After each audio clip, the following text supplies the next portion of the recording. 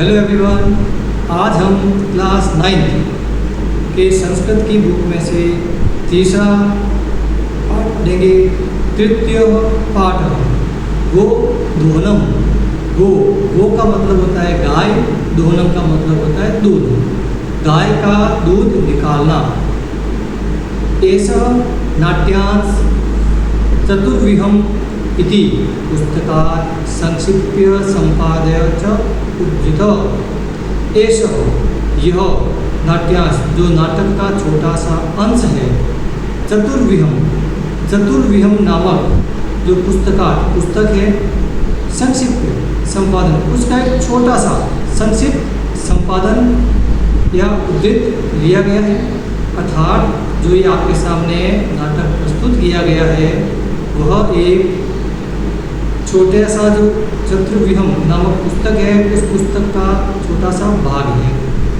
अस्मिन् नाटके एतादृशस्य जनस्य कथानकम् अस्ति। इस नाटक में एक व्यक्ति के बारे में बताया गया है, एक व्यक्ति के बारे में कहा गया है। कथानकम का मतलब कहना, कहा गया है यह धनवान सुखाकांक्षी च भवितुम इच्छुक मास पर्यंत दुग्धो दोहनादेव विरमति। ये कह रहा है कि जो कि एक व्यक्ति के बारे में कहानी कही गई है जो कि धनवान बनने के लिए, सुख की इच्छा करने के लिए, धनवान और सुखी रहने के लिए वह क्या करता है, पूरे मास महीने भर गाय का दूध नहीं दूहता है। ये मासा अन्ते देनो शरीरे संचित पर्याप्तम दुग्धम एक बार में विक्रिय संपत्ति अर्जितुम समर्थ भवे। ये कह रहा है कि वह क्या चाहता है व्यक्ति कि सुख और धन की प्राप्ति के लिए वह व्यक्ति पूरे महीने भर गाय के दूध को नहीं दूहता है। जब महीने का अंत समय आता है उस समय वह गाय के दूध में से, गाय के शरीर में से दूध निकालना चाहता है और उसको बेच करके पैसे प्राप्त करना चाहता है। परम मासान्ते यदा स दुग्ध दोहनाय प्रयतते तदा स दुग्धम बिंदुम अपि न प्राप्नोति।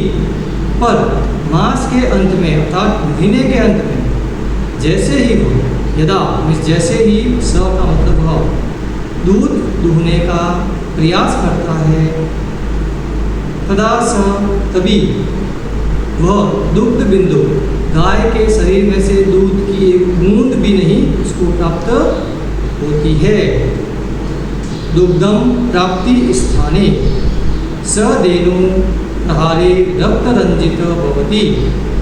क्या होता है कि वो गाय का दूध निकालना चाहता है, लेकिन दूध की तो एक बूंद ही नहीं निकलती है गाय के शरीर में से। लेकिन दूध के स्थान पर वह गाय के प्रहार से, गाय के पैरों से धेनु प्रहारे, पैरों से रक्त रंजित हो जाता है। अर्थात गाय उसको अपने पैरों से मार के उसको लाल कर देती है, उसके चेहरे पर चारों खून आ जाता है। अवगच्छति च यत दैनानिदं कार्येति मासा पर्यंत सगृह क्रियते। कि यदि हम रोज का कार्य यदि महीने के अंत में करेंगे तदा लाभस्य स्थाने हानिरेव भवति, तो हमें लाभ के स्थान पर हानि ही होगी। अर्थात हमें रोज का कार्य रोज करना चाहिए, क्योंकि इस पाठ में यही कहा गया है कि हमें प्रतिदिन का कार्य प्रतिदिन हमेशा की तरह करना चाहिए। ये नहीं कि रोज का कार्य महीने के अंत में किया जाए। यदि महीने के अंत में किया जाता है तो हमारी स्थिति भी उस व्यक्ति की तरह हो जाती है। अब हम इस पाठ के प्रथम दृश्य, जहाँ से पाठ की शुरुआत होती है, उस दृश्य को पढ़ेंगे। सबसे पहले इसमें मल्लिका जो कि चंदन की पत्नी है, वो क्या कर रही है, प्रथम दृश्य में बता रहे हैं। मल्लिका मोदकानी साधयति। मंद स्वरेण शिव स्तुति करोति। क्या कह रहा है? मल्लिका है मोदकानी, बहुत सारे लड्डू साध्यति बनाती है। मंद स्वरेण धीमे धीमे स्वर में शिव स्तुति करोति, भगवान शिव की स्तुति करती है। तो कह रहा है मल्लिका मोदक के लड्डुओं को बनाती है और धीरे धीरे भगवान शिव की स्तुति करती है, मन ही मन में करती है, धीरे धीरे गुनगुनाती हुई। तत् प्रविशति मोदक गंधकम अनुभवम प्रसन्न मना चंदन। तभी मोदक की सुगंध का आनंद लेते हुए चंदन प्रवेश करता है, अर्थात चंदन जैसे ही घर में प्रवेश करता है तो उसको मोदक की सुगंध का अनुभव होता है, तो बड़ा प्रसन्न होता है। चंदन क्या कहता है? आहा सुगंधस्तु मनोहर, अरे बहुत ही मनोहर सुगंध आ रही है, मन को अच्छी लगने वाली सुगंध आ रही है, गंध आ रही है। विलोक्य वो इधर उधर देखता है, अरे मोदकानि रच्यन्ते, तब उसको कहीं लड्डू दिखाई देते हैं तो वो कहता है अरे मोदकानि रच्यन्ते, मोदक लड्डू की रचना की गई है, अर्थात लड्डू बनाए गए हैं। प्रसन्न भूत्वा, बड़ी प्रसन्नता हुई। आस्वादयामी तावत, आज तो इसके स्वाद का आनंद लेना पड़ेगा, अर्थात लड्डू को चख कर देखना पड़ेगा। तभी चंदन क्या करता है? मोदकम ग्रहीतुम इच्छति, चंदन को मोदक को ग्रहण करने की, लेने की इच्छा होती है। लेकिन मल्लिका सक्रोधम, मल्लिका को गुस्सा आता है और वो चंदन के ऊपर गुस्सा करती है। विरमा विरमा, ठहरो ठहरो, माँ स्पृश्य एतानी मोदकानी, एतानी बस इन लड्डुओं को स्पर्श मत करो, छूना मत, इन लड्डुओं को स्पर्श नहीं करना है। तो चंदन कहता है किमर्थ क्रोधसी, कि भाई आप क्रोधित क्यों हो रही हैं? तो हस्त निर्मितानि मोदकानि दृष्ट्वा हम जीवा लोलुप्ताम नियंत्रितुम अक्षम अस्मि। ये कह रहा है कि हे मल्लिका, ये लड्डू हैं, मोदक के लड्डू हैं, ये तुम्हारे हाथों से निर्मित हैं, तुम्हारे हाथों के द्वारा बनाए गए हैं। इसको देख करके भाई अब तो मेरी जीभ ललचाई जा रही है और मेरी जीभ पर अब कंट्रोल करना मुश्किल हो गया है। अक्षम विवश हूँ, किम न जानासी त्वम इदम, तुम नहीं जानती हो कि मेरे को लड्डू खाने का कितना मन कर रहा है। तभी मल्लिका कहती है सम्यक जानामि नाथ, अरे नाथ, अरे पतिदेव, मैं सब कुछ जानती हूँ कि आपको लड्डू खाने की इच्छा हो रही है, परम एतानि मोदकानि पूजा निमित्तानि सन्ति, लेकिन ये जो लड्डू हैं ये पूजा के निमित्त बनाए गए हैं, अर्थात जब पूजा पूरी संपन्न होगी तब इन लड्डुओं को दिया जाएगा। तब चंदन को खुशी होती है कि पूजा के लिए है तो जल्दी से पूजा कर दो। तो चंदन अपनी पत्नी से क्या कहता है? त्रही तुम शीघ्र में, शीघ्र ही पूजनम संपादत, पूजा जल्दी से संपन्न कर लो। प्रसाद च देहि, और उसके बाद मेरे को प्रसाद दे दो, मेरे से बिल्कुल भी नियंत्रण नहीं हुआ जा रहा है। उसके बाद में मल्लिका वापस क्या कहती है कि वो अत्र पूजनम न भविष्यति। मल्लिका कहती है अरे अत्र पूजनम न भविष्यति, कह रहा है अत्र में यहाँ पर पूजा नहीं होगी, यहाँ पर किसी देवता की पूजा नहीं होगी, इसलिए लड्डू तो आपको आज मिलना संभव नहीं है। अहम स्वसखीभि सह स्व प्रातः काशी विश्वनाथ मंदिरम गमिष्यामि, कि मैं अपनी सखियों के साथ स्व कल प्रातःकाल काशी विश्वनाथ के मंदिर जाऊंगी। कहती है मल्लिका मैं अपनी सखियों के साथ कल काशी विश्वनाथ के मंदिर यात्रा करने के लिए जाऊंगी। तत्र गंगा स्नानम धर्म यात्रा वयम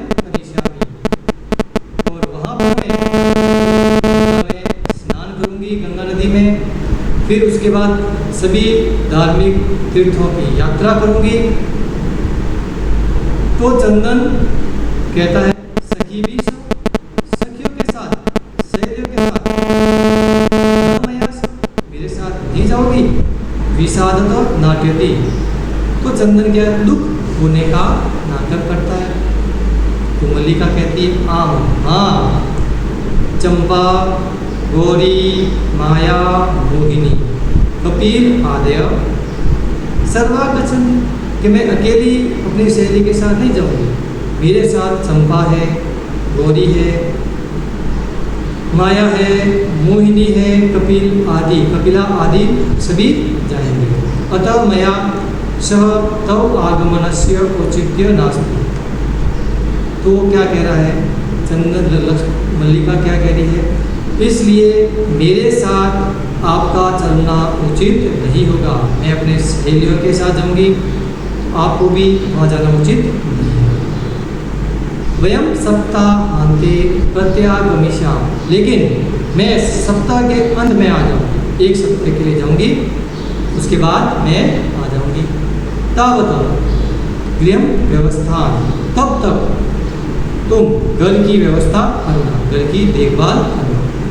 देनो दुग्ध दोहन व्यवस्थाश्च परिपालय, और तुम गाय के दूहने की व्यवस्था भी करना, क्योंकि मेरे जाने के बाद गाय को तुम्हें दूहना पड़ेगा, करने पड़ेंगे। तो अब इसके बाद में द्वितीय दृश्य, दूसरे दृश्य है। तो दूसरे दृश्य में अपन क्या देखेंगे, तो चंदन कहता है अस्तु, ठीक है, गच्छ, जाओ।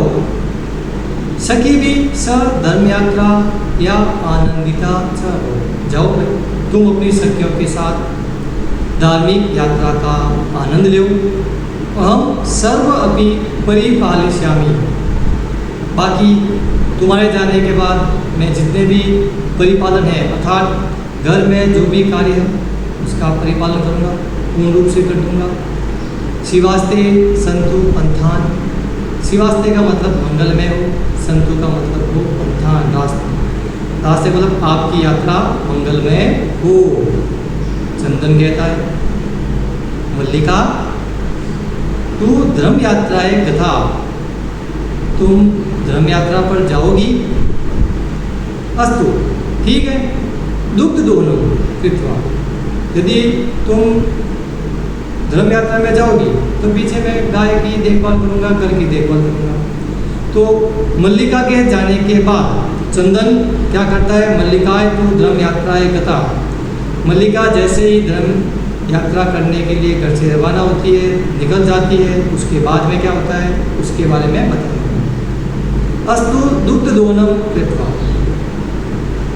दूध दोहने का कार्य करने के बाद तब स्वप्रातरस्य प्रबंध करिष्यामि, वह खाने पीने की व्यवस्था करता है, अर्थात दूध दूहने की सारी प्रक्रिया को सब साधन रख देता है। उसके बाद वो क्या करता है, सबसे पहले अपने प्रातःकाल भोजन की व्यवस्था करता है।